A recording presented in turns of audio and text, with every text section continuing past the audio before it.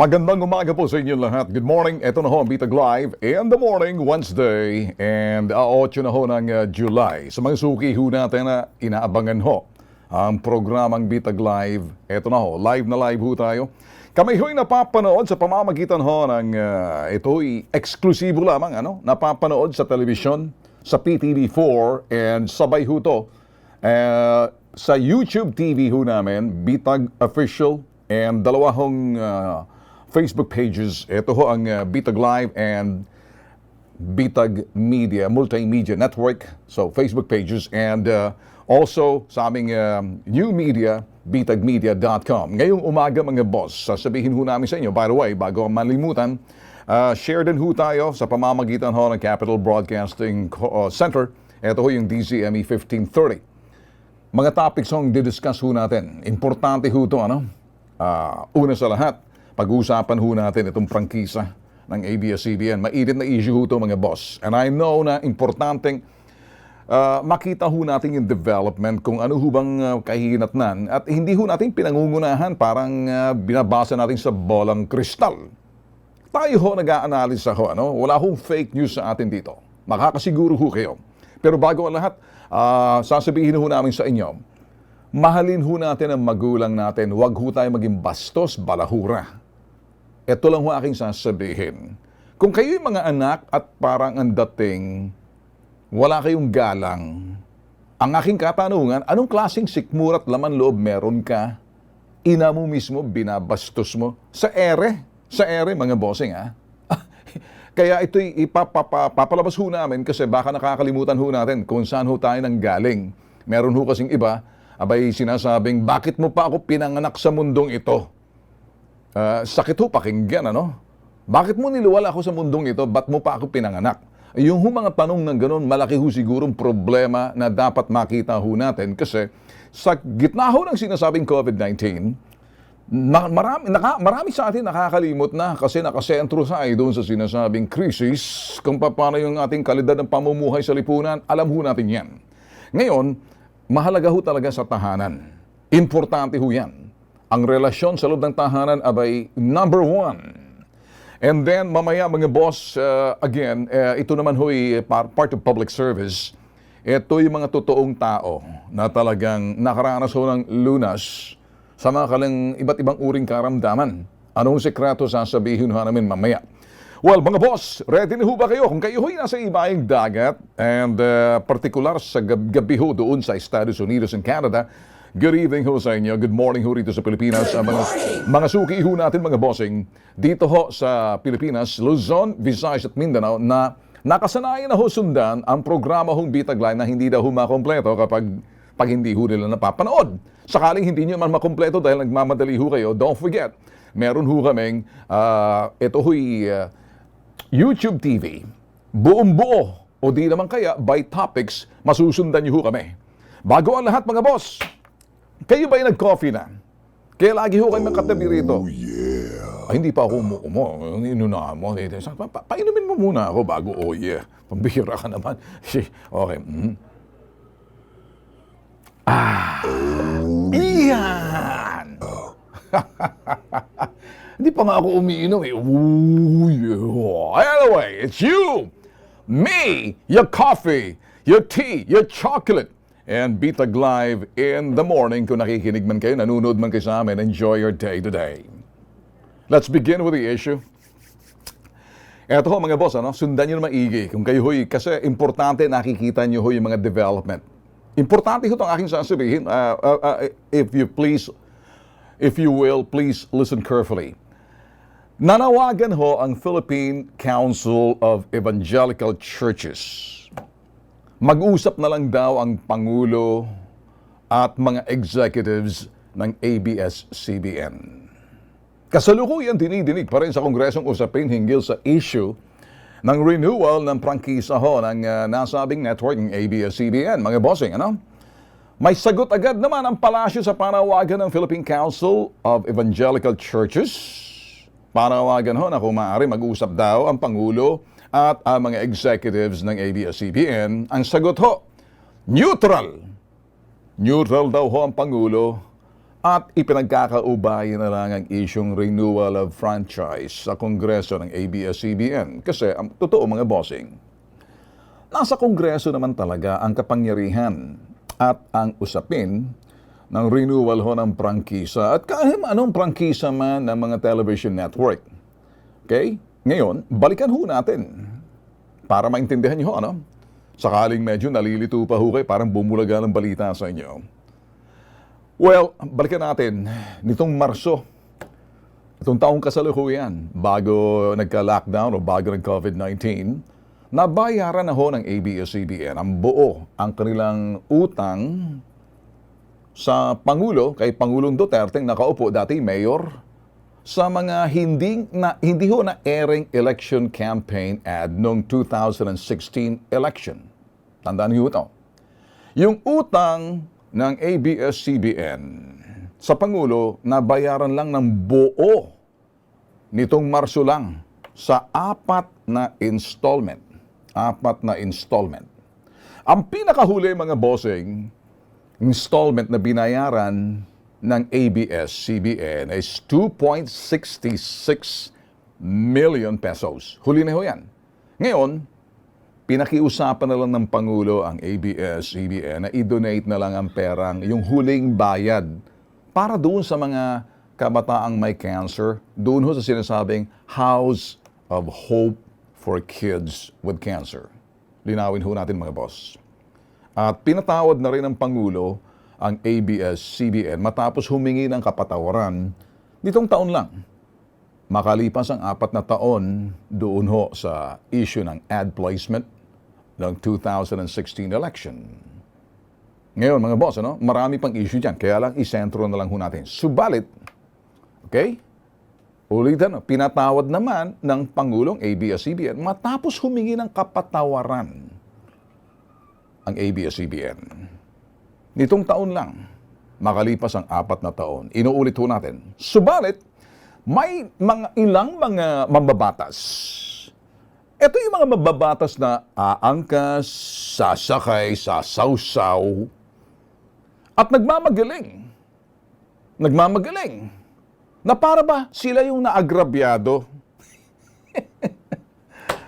Kung ang Pangulo nga nagpatawad na, abay sila pa yung may issue pa rin eh. Itong mga kolokoy na mga mambabatas natin mga boss, please listen carefully. Sabi na mga isa doon sa mga kengkoy sa Kongreso, bakit daw hindi ginawang balita ng ABS-CBN itong ginawang hakbang ng Pangulo na didonate yung sinasabing 2.66 million pesos sa mga kabataang may cancer. Ito hong sinasabi, bakit daw hindi ginawang balita? Katuwiran itong mga magmamagaling na mga congressman. Newsworthy daw ang hakbang na ito na dapat ginawa nilang balita.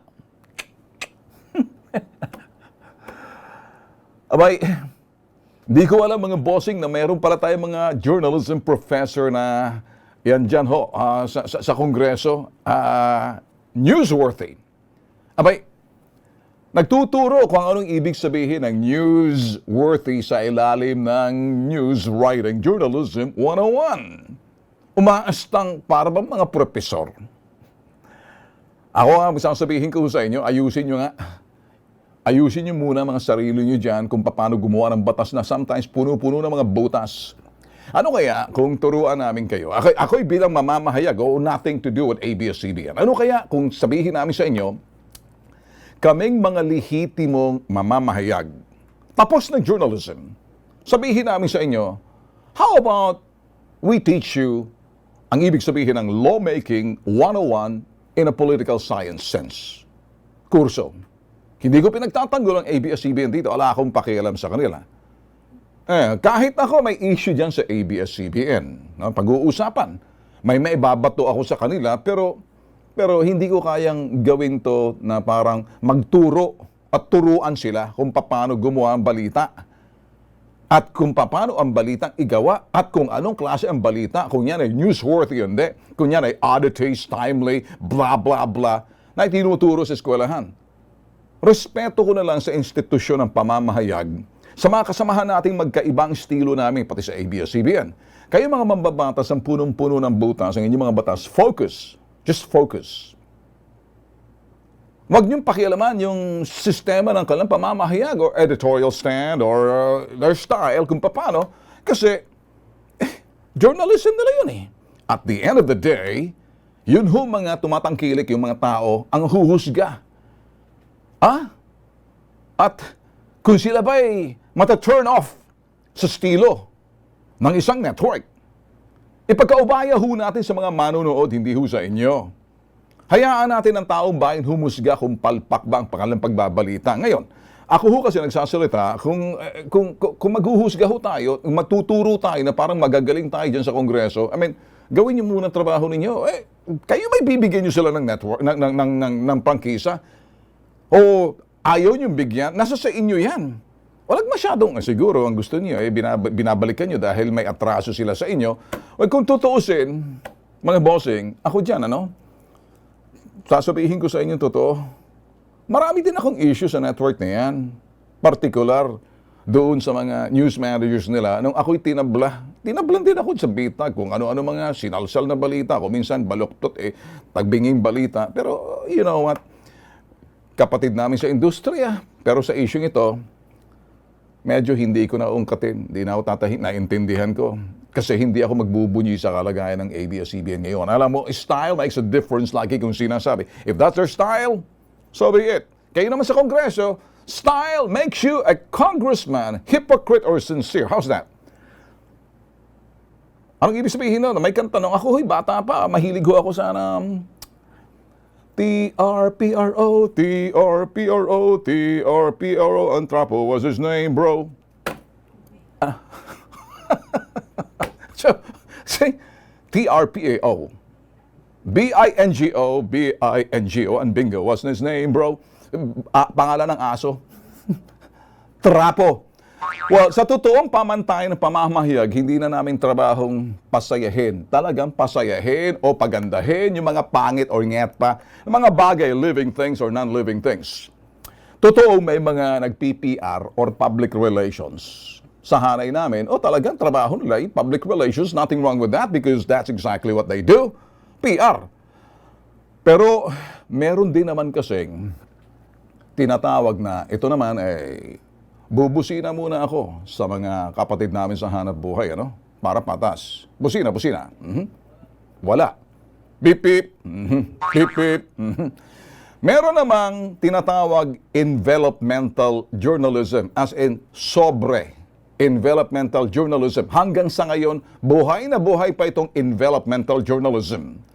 Nauso yung katagang envelopmental journalism ng panahon ho ng martial law, Marcos, kasi meron naman talagang tinuturo ho na sinusubukang pagduduldulan na developmental journalism based on development and factual development. No strings attached. Na ibabalita mo, kaya lang nung araw kasi, syempre, martial law. So, kabahagi ka magbabalita ng sinasabing actual development kasi may mga development na mga, no positive news ang tawag noon. Nothing wrong with that. It's because it's really called developmental journalism. You specialize on writing what's the actual and factual development, no strings attached. At hindi para sinasabing pagandahin or PR. Kaya lang, well, nauso yung envelopmental, sobre-sobre, ginawang sobre. Anong laman ng sobre? Kayo mga katsokara namin dyan sa Kongreso, mga politiko dyan, alam nyo naman siguro, huwag na tayong maglokohan pa, it takes two to tango, sinong tagabigay, sinong tumatanggap. Ngayon, well, sabihin ko lang sa'yo, para doon sa sinasabing pagtanggap mo ng sobre, kung ikay mamamahayag, para mo na rin binentang kaluluwa mo. Patas-patas tayo sa Kongreso, ha? Marami kasing mga nget pa dyan sa hanay namin, pangit ang kanilang ginagawa. Hindi pangit sa mukha, ha? Hindi, pangit sa estilo. Alam niyo bakit? Pinapalawak yung istorya. Sinasalsal yung istorya. Abay, ako magsasabi, siguro, kumusta ba yung yung mga walang ginawa kundi kanilang laman ng balita puro upak. Wala nang ginawa, upak. Hanggat may nakaupo na pangalan Duterte, President Duterte, hindi titigil sa kakaupak ng kakaupak. Kilala niyo kung sino yon? Rappler. May isa naman dyan, magaling, minamanipula ang balita, kaya minamanipula ngayon ang kanilang news site. Yung, ewan ko kung okay na ba kayo dyan sa Inquirer.net. Ako kasi, lahat tatamaan sa akin, wala akong pinapaboran. Kung anong dapat sasabihin ko based on my conscience. Oh, hindi ba? Sinasabi ninyo sa Kongreso, balikan natin ang Kongreso. Sabi ng Kongreso, well, conscience vote na lang. Konsensya. Konsensya pa kayo. Nahala na ang mga congressman bumoto kung bibigyan ng prangkisa itong ABS-CBN o hindi. Conscience vote. Kaya lang, kanilang konsensya, sinong nakaupo? Yung konsensyang nagagalit dahil bumabalikan nila o nga siguro dahil may atraso nga siguro, baka hindi lang nagustuhan para bang tinuturuan kung paano. Well, kung may pagkukulang man noon, yung sinasabing network na yan, siguro naman ngayon, iset aside nyo muna, bibigyan nyo ba ng prangkisa o hindi? Kung meron kayo nakikita, huwag nyo nang patagalin pa.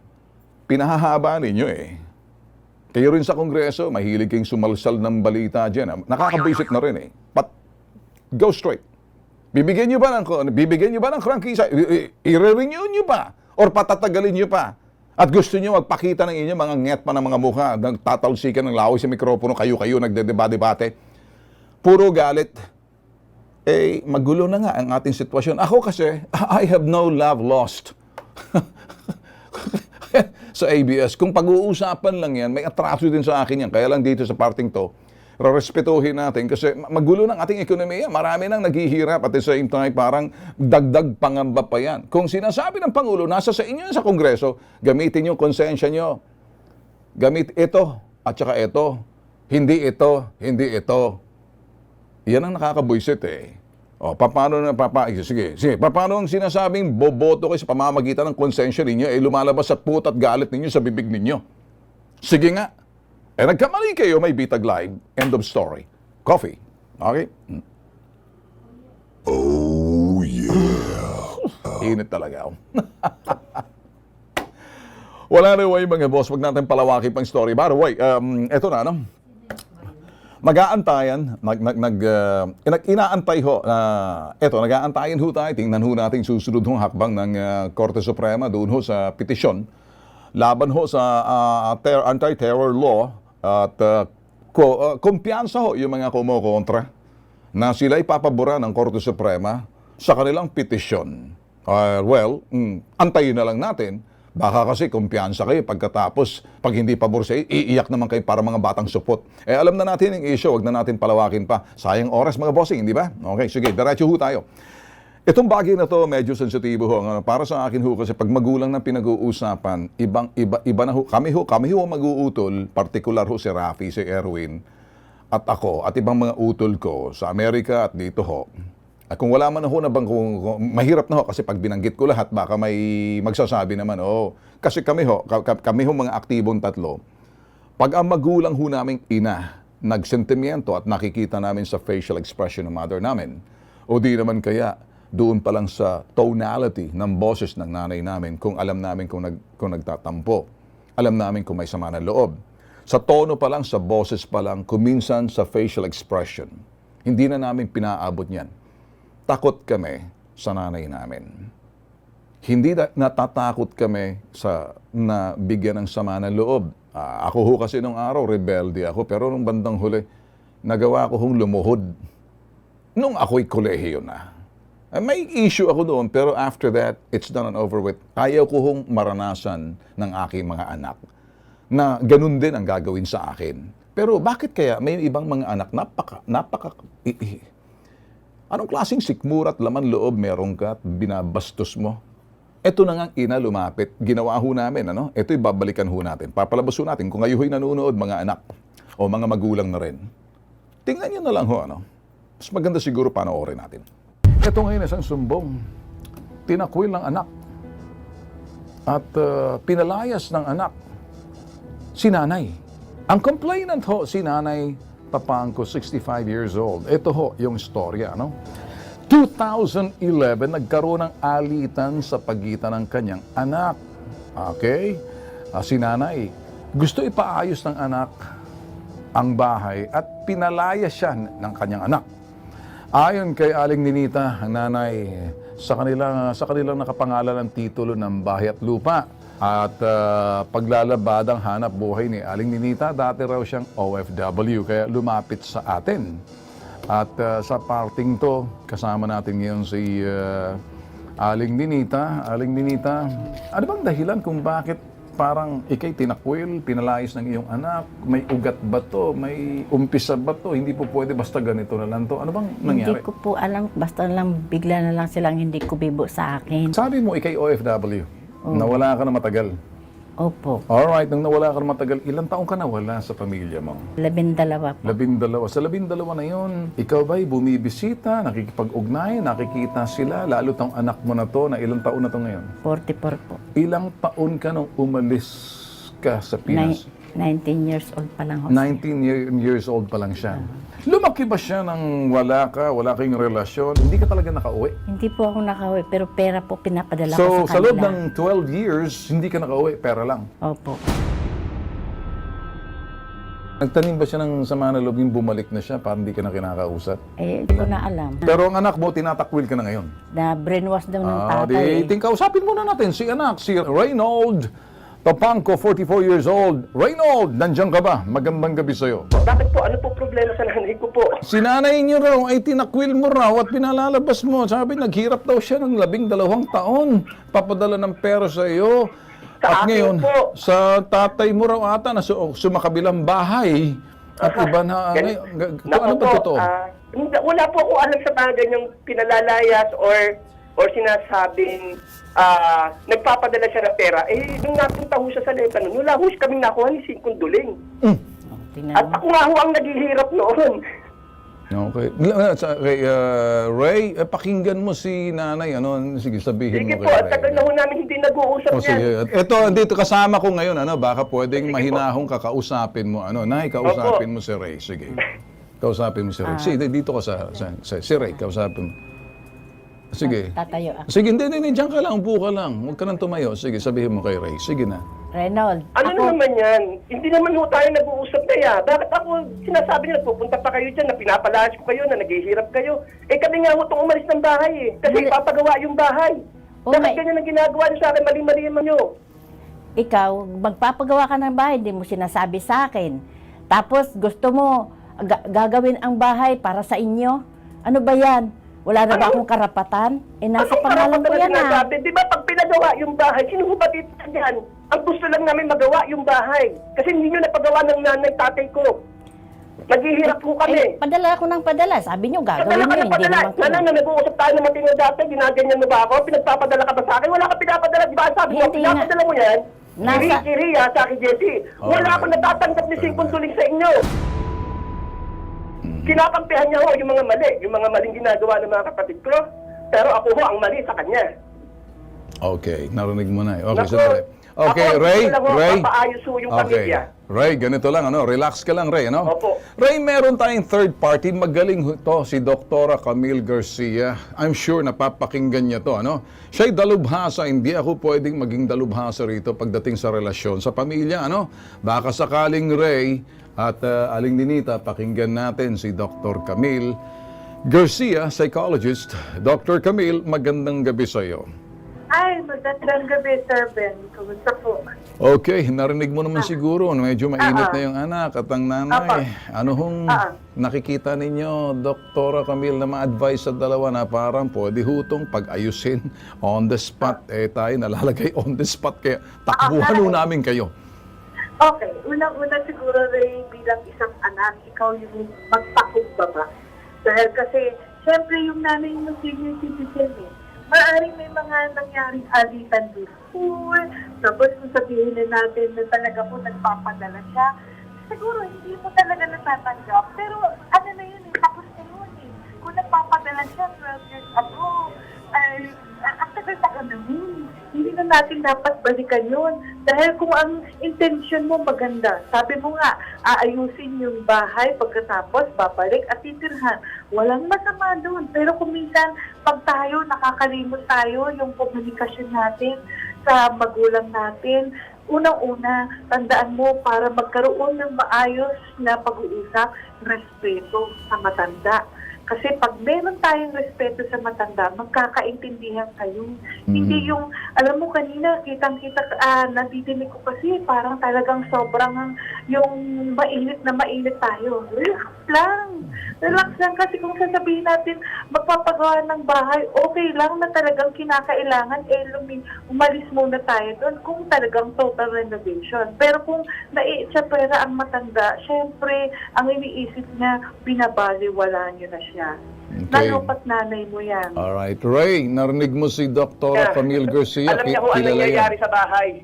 Hindi lang ho kaming dalawa nag-uusap kasi minsan lang ho ako humingi ng pakumbaba dyan. Pero ang problema niyan, lahat ho ng chismis ng kapitbahay namin, kami ho ang binabalikan, hindi raw siya pinapakain, pinapalait daw siya, parang wala na raw Okay, siya. Ray, ha? Benta daw yung bahay. Tanong ko sa'yo. Wala po Ray, Ray, makinig ka.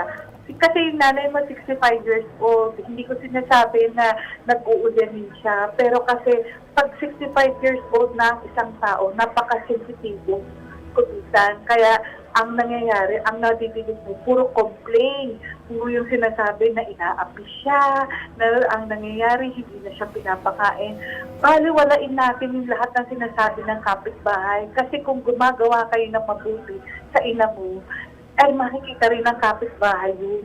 Kaya huwag din ang iintindihin ko ano man yung sasabihin na sinabi ng nanay mo. Kasi as long as pinapakain nyo, as long as dyan pa rin siya natutulog sa inyo, as long as na ikaw nire-respeto mo ang nanay mo, walang magsasabi na mali ang ginagawa nyo. Tatandaan mo yan. Alright. Yun.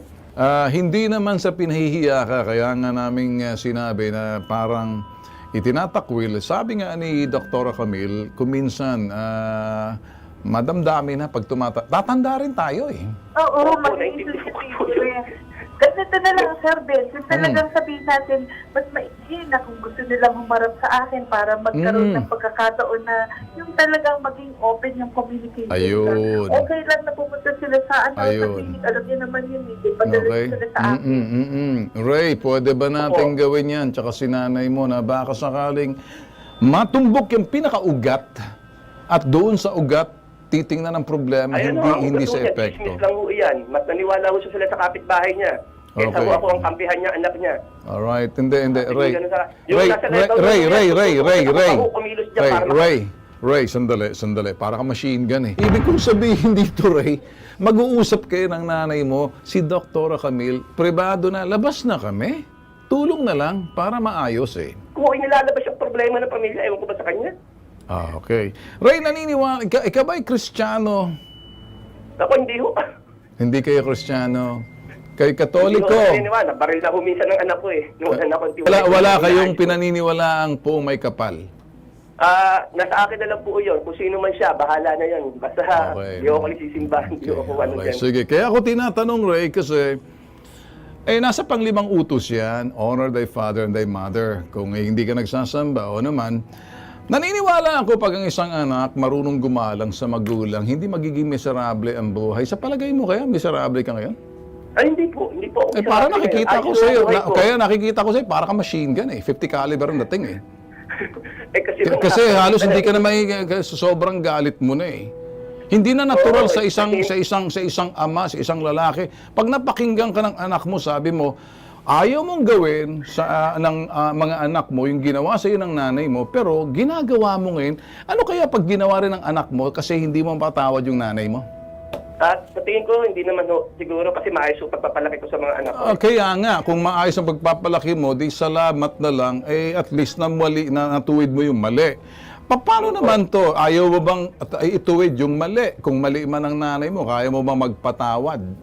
Nagpatawad na ako at ilang beses pa ako nagpapatawad.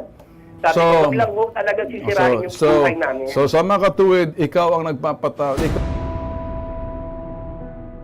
Ako ho, maayos ho ang pamumuhay ko para iayos yung mga anak ko. Yung hindi nyo nagawa sa amin ng bata kami ginagawa ko ngayon sa mga anak ko. Pero huwag naman ho sana mamaliin ako sa publiko. Parang ang pinakasalbahe na yata akong anak na nangyayari ngayon eh.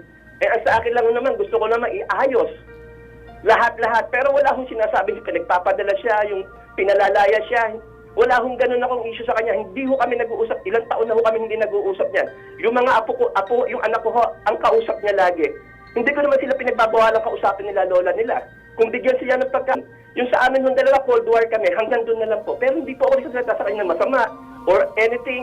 Pero siya, ano ginagawa niya sa akin? Papahiya niya ako sa publiko? Mali ho yan. Ray, siguro naman, ako'y nakita mo, astig ako eh. Pero sa pag-astig ako, nasa prinsipyo na marunong akong umunawa at maawa, marunong umunawa at maawa, at marunong magpatawad. Ikaw ba'y meron yan? Meron mo ako. Sa Sabi niyo pag- na, parehas lang tayo, sir. Prinsipyo, Okay, hindi pinaglalatan ho yan. Ang prinsipyo mo, hindi ko maintindihan eh. Ako, tumutulong sa kapwa at hindi ako yung taong balahura. Marami may sabi sa akin, bastos ako pero astig ako. Kaya ko magpakipagbasagan ng mukha kahit sino pang siga yan. Kaya ko makipagputukan, naintindihan mo. Marami na akong putukan na puntahan kung pag-uusapan sa totoong lalaki. Mhm. At kaya kong hamunin kahit sino kung magsisiga-sigaan, kung totoo, mano-mano. Dahil marami kong alam, hindi lang sa armas, kundi sa mano-mano, kaya ko. Mhm. Kaya lang, sasabihin ko sa'yo, nilalagay ko yung puso ko sa tama, hindi yung parang bumubula, Mhm. kumukulo. Kaya ako sinasabi sa'yo, magulang mo, pumunta rito.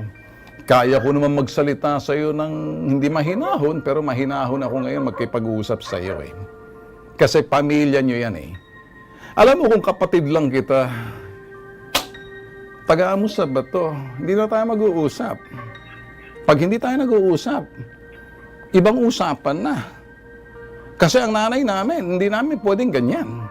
Saka sa nanay namin, pag umiyak na, ibang usapan. Ako, hindi ako marunong gumalang, pero ngayon, respeto na ako sa matanda namin. Kami mga mag-utol, astig. Pero pag sa nanay, luhod kami. Ewan ko kung saan ka kumukuha ng tibay ng sikmura at laman loob na gano'n lang katapang ka, ang nanay mo, hindi mo mapatawad.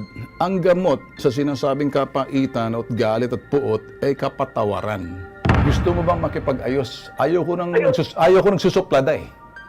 Gusto mo bang makipag-ayos? Ayusin. Walang problema ho sa akin yan. Ayusin. Ayusin. Sa sagot mo lang, parang may duda ako kung talagang astig ka or astig-astigan ka lang or Hindi po. suplada ka. Hindi ho, hindi ho. Bago ako mabwisit sa'yo, Nabigla lang ako talaga sa nangyari ngayon ho eh. Sa tono ng boses mo, makinig ka. Sa tono ng boses ko, hindi sa talas ng dila mo, sa tabas ng dila mo, hindi ko gusto. Pero papatawarin kita. Bago uminit ang ulo ko, baka makialam ako. Pag nakialam na ako, hindi mo magugustuhan. Taga mo sa bato. Pag ako pumunta riyan, titingnan ko kung hanggang saan ka. Wag na wag mo akong pipilitin. Publiko na to, ha? Mhm. Marami na akong hinamon. Pag sinabi kong hamunin ko, hahamunin ko, pupuntahan ko.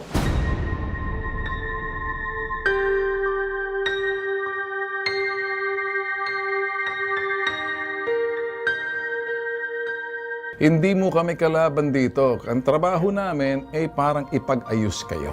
Hindi para pag-usapan ang problema at maging dahilan pa ng problema. Ikaw ba'y mapapatawad mong anak mo, Aling Lilita? Pag lumapit ho siya sa akin, patatawarin ko. So Eh, ngayon, ano po, bilang isang anak at anak mo, mapapatawad mo pa siya sa ginagawa mo.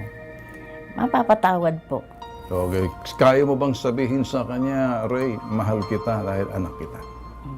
Reynold, kayo hindi ko kayo pinababayaan dahil mahal ko kayong lahat. Para sa nanay mo at para sa pamilya nyo at sa magkakapatid nyo, hindi ako manghihimasok. Nandito si nanay mo, pababalikin ko sa iyo. Mag-usap na lang kayo. Okay ba rin, Ray? Opo. Ayun man naman pala eh.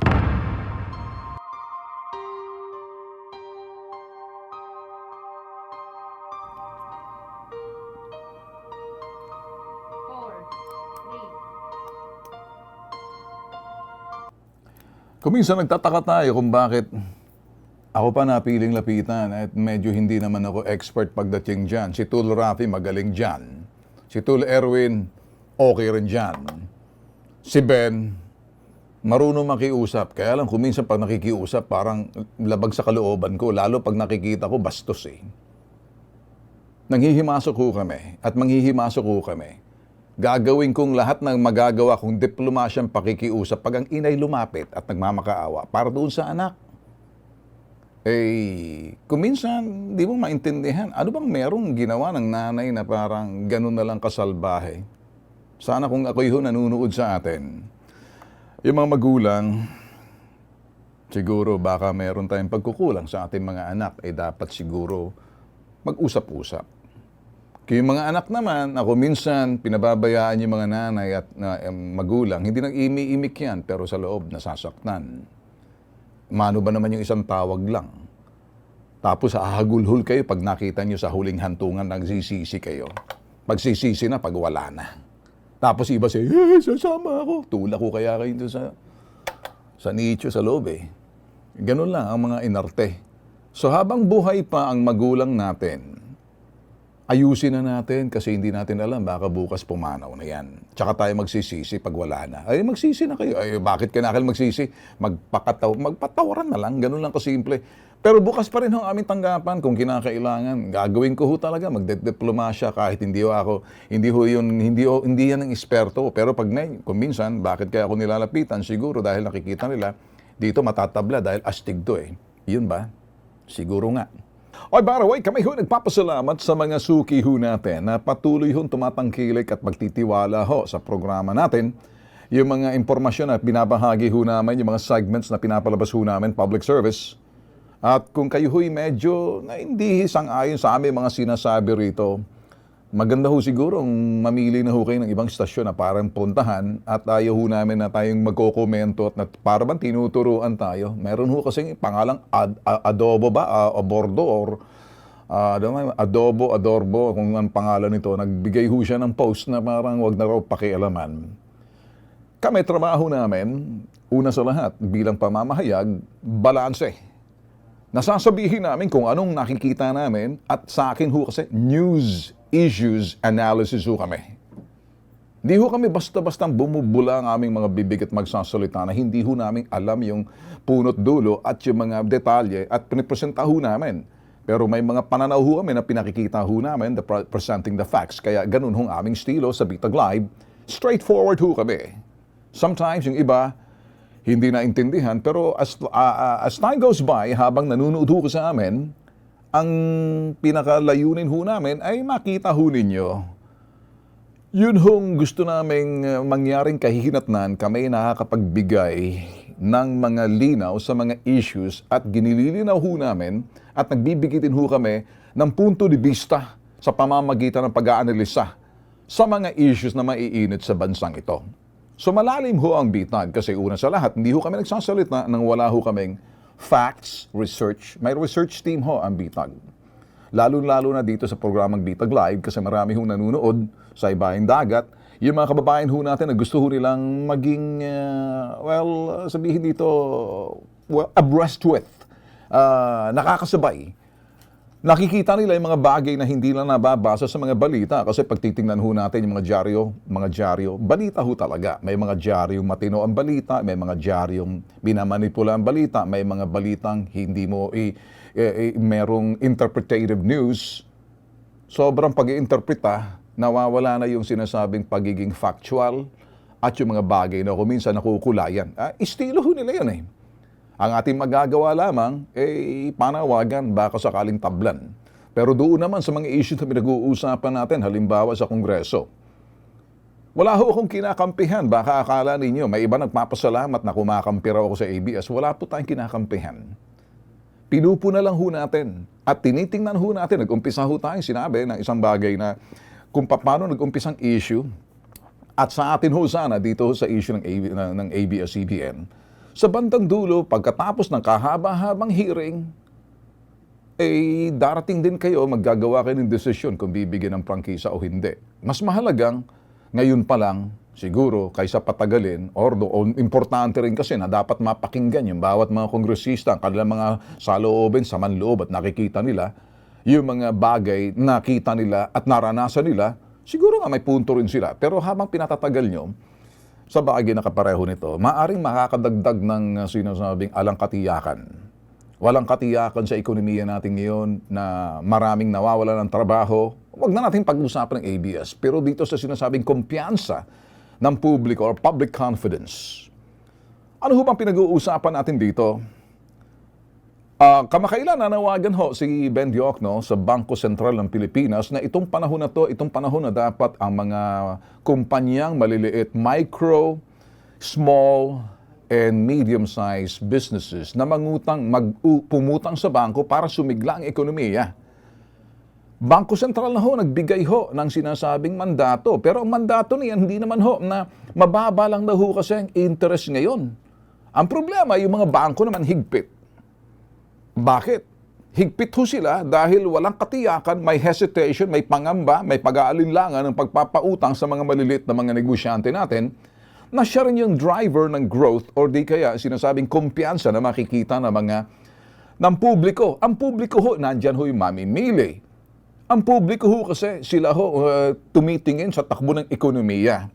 Ang ekonomiya ho natin, kumbaga ginagawa ho ng ating pamahalaan. Ang lahat na magagawa kasi worldwide ho itong nangyayari ngayon. So, nagkaroon ho tayo ng lockdown and marami hong negosyong kumbaga ngayon, nakikita na ho ng epekto, nagsasaraan, marami hong nawawalan ng trabaho. At para sa isang ordinaryong mamamayan, sa kanyang katayuan, kalagayan, sa kanyang trabaho, kung minsan iba, magkakaroon pa kaya ako ng trabaho? Ano kayong mangyayari sa kumpanya namin? Isa bang kumpanya namin magsasara? May mga negosyanteng talagang malakas ang loob, tinutuloy ho ang takbo at positibo laging pag-iisip. Kaya alam kung minsan, yung ekonomiya natin ay pangangasiwa ho ng ating pamahalaan, partikular doon sa sinasabing krisis. Nakita naman ho natin ginawa ng pamahalaan, nagbibigay ho ng sinasabing ayuda. Yan ho yung mga social amelioration programs, subsidiya, lahat ho, ano? Pero hindi ho makakayanan ng pamahalaan. Pag ganyan ho tayo, kinakailan talaga ang taong bayan lumabas na, pero pag-iingat ay doble. Kasi tumataas din. Kasi ngayon, naglalabasan na. Abay, marami na ho naglalabasan. Pag naglalabasan na ho sila, nagiging kampante na parang balik sa dati. May mga ibang, nababalitaan ho natin, mga kabataan, nagpa-party na. Yung iba ngayon, nag-iisip na ng pagta-travel. Sige, may ibang mga party goers, atat na sila. Teka muna. Meron namang sinasabi dito, nag-o-offer mga airlines na mga nag-o-offer ng mga seat sale. Tama ba ho to? Siguro para sumigla, para lumabas, pag-iingat pa rin. Meron nang sinasabing mga turismo raw, pwede nang pumunta sa ganito. Meron naman yung mga ibang mga swetek na sinasakyan yung sinasabing takbo. At ang mga malikhain, nagiging malikhain din sa kanilang istilong panloloko sa gitna ng sinasabing krisis. Kaya mag-iingat ho tayo mga boss. So matotal kung bakit natin pinag-uusapan to. Ang simpleng mamamayan, sa takbo ho ng panahon ngayon, at nakikita ho yung mga nagsasarahan, ayoko ho maging bearer of bad news na nagsasabi ho mga bagay na kapareho nito. Pero makaka-relate ho kayo kung kayo ho'y magulang, kung kayo ho'y empleyado, kung kayo ho'y maliliit na negosyo or micro or small or medium-sized business or big businesses listening to me right now. And then yung sinasabi ho natin mga kinaukulan, mga bangko, of course, ang gobyerno ho natin. Kasama ho dyan, ginagawa lahat. Pero pag nakikita mo isa-isa ang nagsasarahan, ang dami nawawalan ng trabaho. Tapos meron pa rito sa Kongreso, sentro ngayon ang sinasabing kontrobersiya, bibigyan ba ng prangkisa o hindi? Ilang libong mawawalan ng trabaho. O ngayon, marami magsasabing, wag mong pakialaman yan Mr. Tulfo sa issue ng ABS. Hindi nga din sasampalin ko yung mga mukha ninyo. Ako nagsasalita rito dahil yun hong nakikita ho natin pag-aanalisa at nakikita natin ngayon ang bola ay nasa Kongreso at pinamamadali natin ang Kongreso gumawa ng hakbang dahil ang Pangulo nagsabing sasain nyo na ang bola, pinatawad na yung ABS-CBN. Ano pang ginagawa nyo? Pinatatagal ninyo? Pinakikita ninyo mga mukha ninyo naglalakihan, ang dami-dami yung sinasabi, conscience vote. Go ahead, just do it. Just get it over with. Wag na lang yung patagalin kasi ang mga tao, maraming nakatingin. May mga makikinabang dyan. Merong nalulungkot, may nagagalit, may pabor, may hindi. At the end of the day, kung conscience vote ang pag-uusapan, stop talking, just do the working. End of story. Period. We'll see you tomorrow. Adios.